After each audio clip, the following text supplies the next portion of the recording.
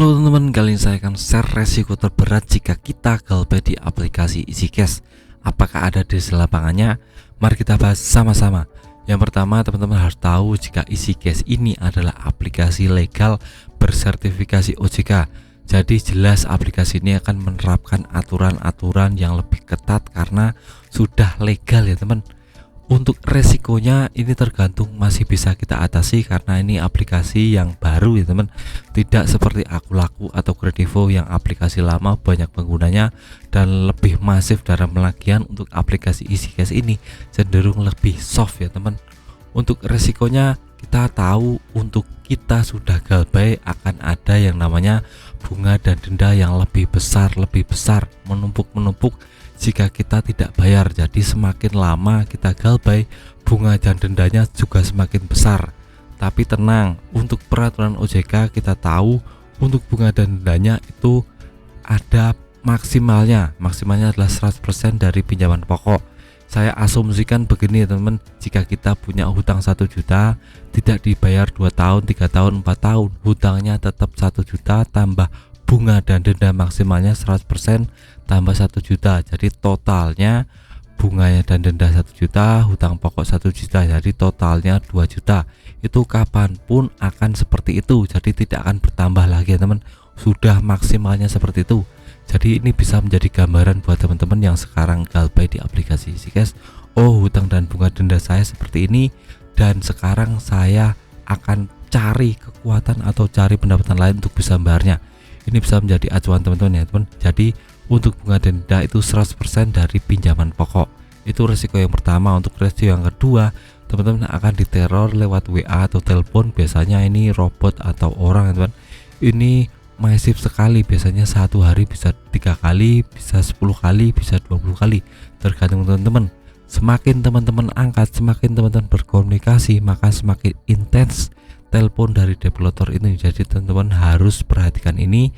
Jika teman-teman punya mental hadapi saja, tapi kalau nggak punya mental, teman-teman ganti nomor telepon, ganti nomor WA agar aman dari yang namanya penagihan telepon dari sarana komunikasi pinjaman online EasyCash. Ini bisa teman-teman lakukan agar hidup teman-teman bisa tenang ya teman. Tapi jika teman-teman punya mental ya langsung angkat saja, silahkan datang ke sini seperti itu. Teman-teman harus punya mental yang kuat, punya pemberani, punya yang namanya attitude untuk kuat mentalnya. Ini akan sekitar 2 minggu 3 minggu akan diteleponin terus ya teman. Tapi kalau nomornya copot yang nggak mungkin bisa telepon. Untuk yang ketiga, resiko yang akan teman-teman hadapi adalah akan didatangi developer. Nah, kalau ini tergantung dari domisili, tergantung dari besarnya pinjaman. Jadi tidak serta-merta jika teman-teman galbay akan didatangi developer. Ada kriteria-kriteria khusus dari developer yang bisa membuat teman-teman didatangi. Misalnya nih, teman-teman pinjamannya cuma 200.000, itu otomatis tidak akan pernah didatangi developer. Karena pinjamannya cuma sedikit, developer datang juga rugi waktu, rugi tenaga untuk nyamperin teman-teman karena hutangnya juga cuma sedikit. Beda ceritanya jika teman-teman hutangnya 20 juta, 30 juta, itu akan menjadi prioritas developer untuk menagih teman-teman. Bisa datang langsung ke rumah, bisa ada datang ke kantor, bisa datang ke tempat-tempat yang teman-teman kunjungi. Karena developer itu kalau hutangnya besar itu biasanya akan detail dalam penagihannya. Biasanya akan tanya-tanya tetangga dulu, dia kerjanya di mana, dia domisili aslinya di mana, itu bisa dilacak ya teman. Karena developer yang punya hutang besar itu lebih diprioritaskan untuk penagihan daripada hutangnya cuma sedikit.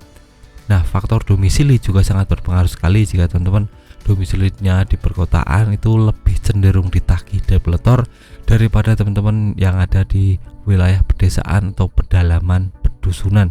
Ini banyak sekali pengalaman dari teman saya yang galbay di aplikasi EasyCash di pegunungan tidak ditagih-tagih, dan di kota langsung ditagih. Jadi beda cerita ya teman. Ini adalah resiko yang ketiga. Untuk resiko yang terakhir atau yang keempat, ini yang paling berbahaya, yaitu slick OJK teman-teman akan kena. Ini sangat masif sekali dan berpengaruh semua bank, semua pinjaman online, semua kredit HP atau kredit motor, kredit mobil tidak akan pernah bisa. KUR BRI tidak akan bisa, pinjaman di BCA, BNI tidak akan pernah bisa. Jadi teman-teman harus waspada tentang KUR BRI ini sangat menyeluruh sekali ya teman. Jadi jika teman-teman punya usaha dan ingin menambah modal usaha, biasanya kan hutang bank ya teman. Nah ini tidak akan pernah bisa. Jadi jika teman-teman pengusaha suatu usaha, tidak akan pernah bisa untuk mendapatkan modal usaha. Jadi teman-teman harus berhati-hati dengan ini dan jangan sampai terjebak untuk yang namanya kena slick OJK. Ini harus teman-teman camkan. Tapi jika teman-teman sudah masa bodo amat dengan yang namanya kredit bank, kredit HP, kredit motor, ini teman-teman bisa galbay saja, nggak apa-apa, karena ini tidak menyangkut dengan yang namanya modal usaha teman-teman. Ini khusus pengusaha ya, buat teman-teman yang pengangguran nggak apa-apa, galbaykan saja nggak apa-apa. Nah itu adalah resiko yang terberat untuk teman-teman yang galbay di aplikasi EasyCash. Jadi teman-teman bisa camkan ini, bisa cari solusi lain agar teman-teman bisa bayar pinjaman online. Misalnya teman-teman cari pendapatan income lain, cari yang namanya lubang-lubang pendapatan lain, bisa teman-teman cari agar nantinya ke depan bisa melunasi pinjaman online. Nah saya doakan semoga teman-teman dapat rezeki yang banyak, dapat rezeki yang berlimpah, agar bisa melunasi semua hutang-hutang pinjol dan bisa freedom money dan freedom financial. Nah itu saja video dari saya, semoga bermanfaat, tetap semangat kehidupan yang lebih baik.